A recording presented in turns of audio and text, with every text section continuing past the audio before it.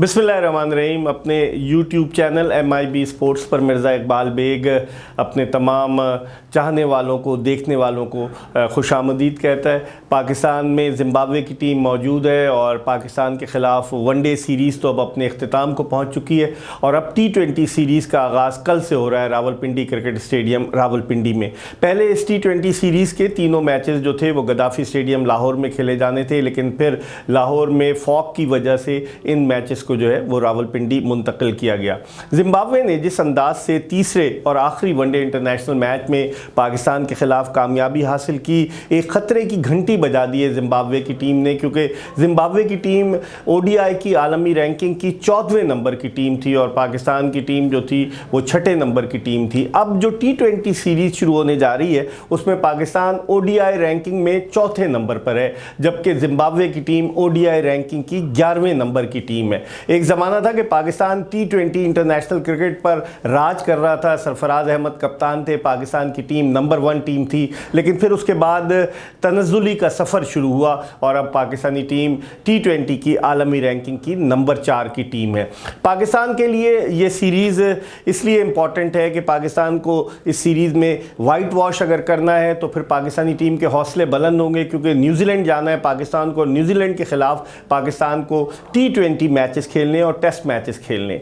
अब रावलपिंडी में जो कल से मैच शुरू हो रहा है उसमें पाकिस्तानी टीम में जो उनके हाल ही में ऐलान करदा नायब कप्तान है शादाब खान, वो अपनी इंजरी की वजह से जो है वो टीम में शामिल नहीं है। पहले वो वनडे टीम से बाहर हुए और अब कल के पहले T20 मैच के लिए वो टीम में शामिल नहीं है, लेकिन ये कहा जा रहा है कि बाकी आने वाले मैचेस में शादाब खान की फ़िटनेस का जायज़ा लेकर उनकी टांग का पट्टा खिंच गया है और अगले मैचेस में शादाब खान आया पाकिस्तानी टीम में शामिल होते हैं या नहीं, लेकिन उनकी अगर वो शामिल नहीं हुए तो T20 मैचेस के वो एक्सपर्ट हैं और उनकी कमी टीम को बड़ी शिद्दत से महसूस होगी। अगर पाकिस्तान और ज़िम्बाब्वे की टीमों का मवाजना किया जाए तो दोनों टीमों के दरमियान अब तक मजमूई तौर पर 11 T20 इंटरनेशनल मैचेस खेले जा चुके हैं और इन 11 के 11 मैचेस को जीतने का एजाज़ जो है वो पाकिस्तान ने हासिल किया। पाकिस्तानी सरजमीन पर अब तक दोनों टीमों के दरमियान सिर्फ 2 T20 मैचेस खेले गए। आपको याद होगा 2015 में जब पाकिस्तान में 3 मार्च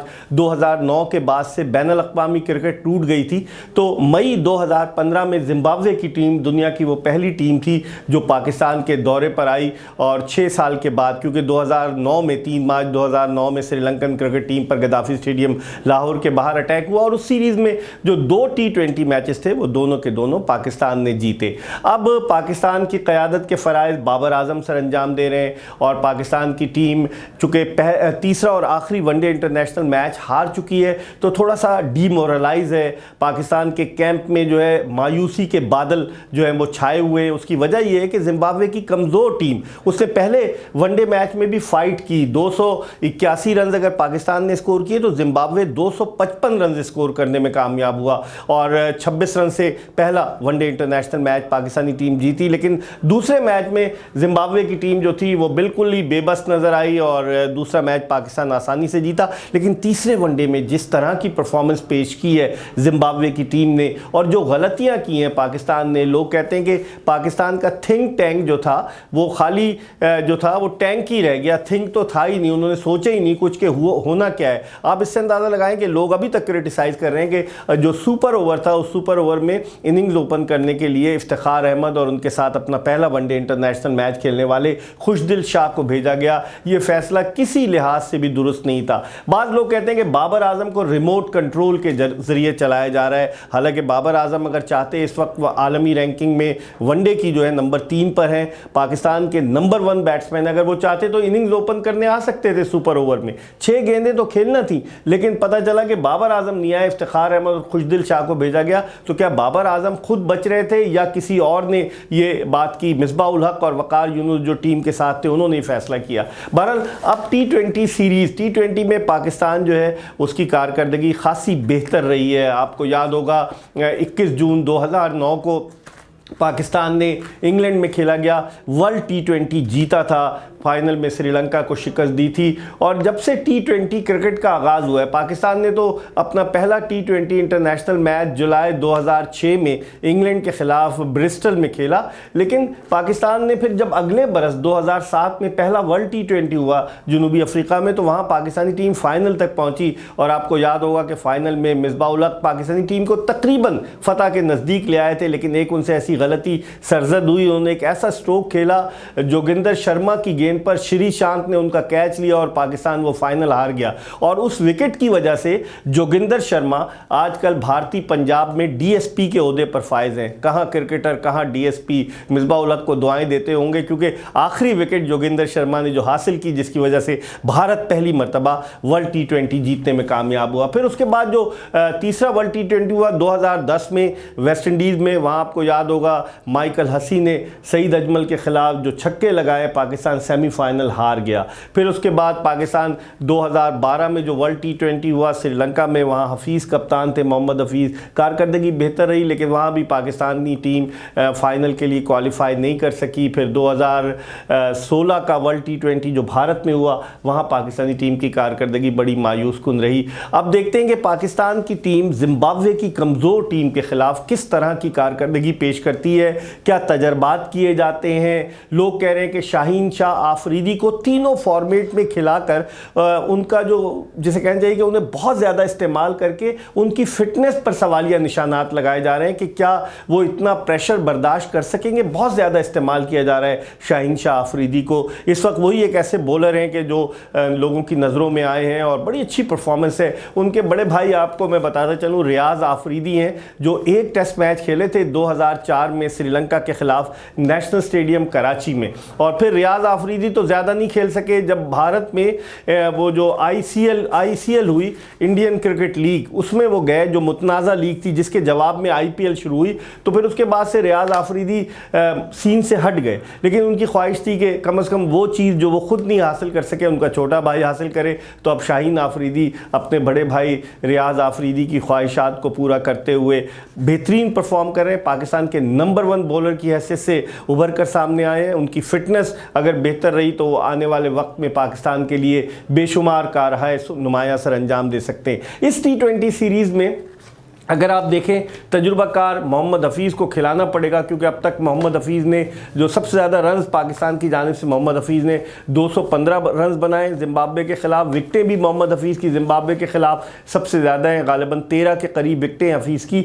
तो हफीज़ एक तजुर्बाकार खिलाड़ी हैं। पाकिस्तान क्रिकेट बोर्ड और मोहम्मद हफीज़ आजकल एक पेज पर नहीं है, डिफरेंट है, क्योंकि पाकिस्तान क्रिकेट बोर्ड हफीज़ को पसंद नहीं करता। जब पाकिस्तानी टीम इंग्लैंड के दौरे पर जा रही थी, हफीज़ का कोविड टेस्ट जो था वो मस्बत आया।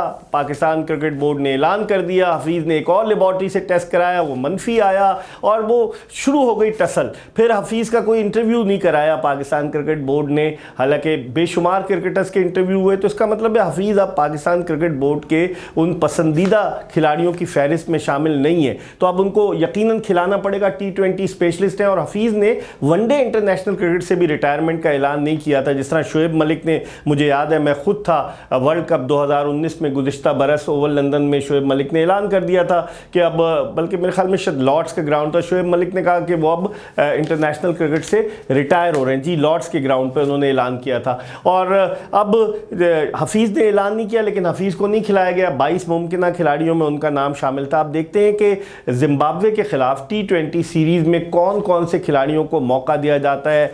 आबिद अली को इन्होंने रिलीज़ कर दिया है, इसी तरीके से इमामुल हक को रिलीज़ कर दिया है पाकिस्तान क्रिकेट बोर्ड ने, और हारिस सुहेल भी नहीं है। तो अब देखते हैं कि किन खिलाड़ियों को मौका दिया जाता है। Haris Rauf fast bowler T20 के उभर कर सामने आ रहे हैं, उनको मौका मिलता है। आया स्पिनर्स के शोबे में उस्मान कादिर, चूँकि शादाब खान नहीं है, उनको खिलाया जाता है या नहीं खिलाया जाता। बहुत सारी चीज़ें, टीम मैनेजमेंट पर बहुत ज़्यादा दबाव है। मैं आपको बताता चलूँ, मिसबाह-उल-हक पर बेइंतहा दबाव है। बाज़ हल्कों की जानिब से ये कहा जा रहा है कि अब वो चीफ सेलेक्टर नहीं रहेंगे नवंबर के बाद, तो उन्हें जो है वो चीफ चीफ हेड कोच के ओहदे से भी हटा देना चाहिए या उन्हें इस्तीफ़ा दे देना चाहिए कि वो अब तक अपनी कोचिंग से मुतासर करने में नाकाम रहे।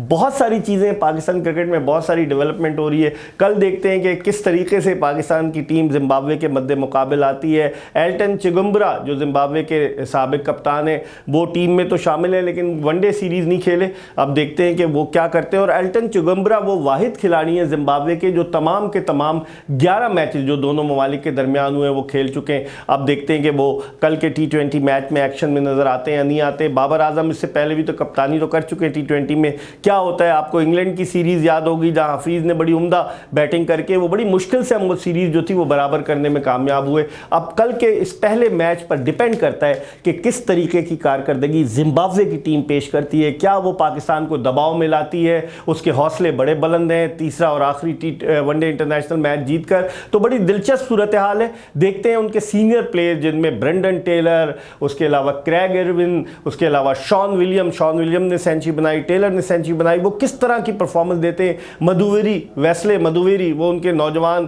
खिलाड़ी हैं 20 साल के जो अंडर 19 वर्ल्ड कप भी खेले, उनसे बड़ी तवक्कुआत वाबस्ता है। मोज़र अबानी जो उनके फास्ट बॉलर जिन्होंने सुपर ओवर किया था आखिरी वनडे में और बड़ी अच्छी उन्होंने बॉलिंग की, पहले 5 विकेटें ली, फिर सुपर ओवर में 2 खिलाड़ियों को पवेलियन की राह दिखाई, वो कैसा परफॉर्म करते हैं। हम सबको इंतज़ार है पाकिस्तान बमुकाबला जिम्बाब्वे पहले T20 इंटरनेशनल मैच का। देखते हैं कि किस तरह का मुकाबला होता है दोनों टीमों के दरमियान। ज़रूर अपना फीडबैक दीजिएगा और देखते रहिए MIB स्पोर्ट्स।